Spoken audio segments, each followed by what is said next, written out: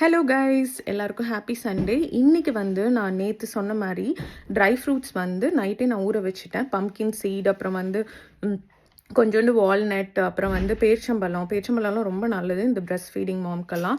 So அதெல்லாம் போட்டு நல்லா ஊற வச்சுட்டு மார்னிங் எடுத்து அந்த தண்ணியை சுத்தமாக வடிச்சிட்டு பழங்கள், நம்மக்கிட்ட ஏதாவது பழம், வாழைப்பழம் இருந்தால் கூட ஓகே தான், அது கூட பால் கலந்து, ஜீனிலாம் போடாதீங்க. அந்த டேட்ஸில் உள்ள சுகரே வந்து போதும். சுகரை சுத்தமாக அவாய்ட் பண்ணிக்கோங்க. இதெல்லாம் போட்டு அடிச்சுட்டு ஒரு glass dry fruit milk shake குடிச்சாச்சு. ஸோ அது குடித்த பிறகு தான் எனக்கு ரொம்ப நல்லா இருக்குது ஸ்கின். அண்ட் தென் வந்து எங்கள் வீட்டில் என் ஹஸ்பண்ட் கூட அதுதான் எடுத்துக்கிறாரு, ரொம்ப நல்லது. அதுதான் பிரேக்ஃபாஸ்ட். அதுக்கப்புறம் 12 o'clock வந்து நான் லன்ச் சாப்பிட்ருவேன். அப்புறம் ஈவினிங் வந்து ஒரு 6:30க்குள்ளே என்னோட டின்னரை முடிச்சிடுவேன். ஸோ எனக்கு வந்து வெயிட் லாஸும் ஆகுது. அதுக்கப்புறம் நான் ஏர்லி மார்னிங் 6:30க்கு அப்புறம் தான் சாப்பிடுவேன். ஸோ 12 hours வந்து நான் எதுவுமே சாப்பிட மாட்டேன், தண்ணி மட்டும் தான் குடிப்பேன். ஜீரா வாட்டர் குடிச்சிங்கன்னா இன்னும் ரொம்ப நல்லது, ஏன்னா பாலும் நல்லா சுரக்கும்.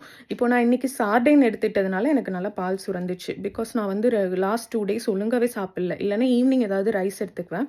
பட் ஒழுங்காக சாப்பிடாதனால எனக்கு பால் வந்து ஒரு இஷ்யூவாக இருந்துச்சு. ஏன்னா நான் வந்து அது பேர் என்ன, புட்டி பால், பவுடர் பால் கொடுக்கறது இல்லை என் பேபிக்கு. அங்கே என்னோடய மிட்வைஃப் வந்து ஸ்ட்ரிக்டாக அது கொடுக்கக்கூடாதுன்னு சொல்லிட்டாங்க.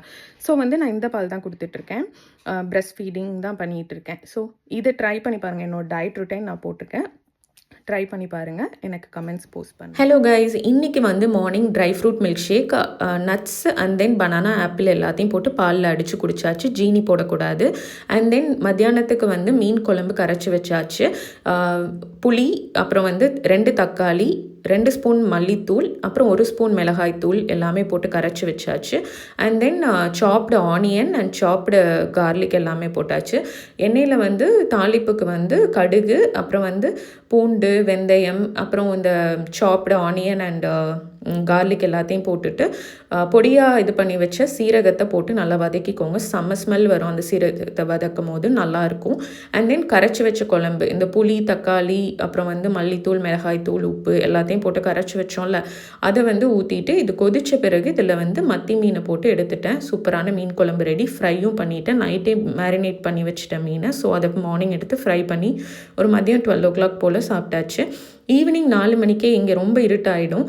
அந்த டைமில் சில்லுன்னு இருக்கிற கிளைமேட்டுக்கு நல்லா சூடான டீ குடிக்கணும் போல் இருந்துச்சு. ஸோ வந்து புதினா, பட்டை, கிராம்பு, ஏலக்காய்லாம் தட்டி போட்டு வெல்லம் டீ வச்சு குடித்தேன். வெல்லம் கொஞ்சம் இருந்துச்சு, அதை வச்சு டீ போட்டாச்சு.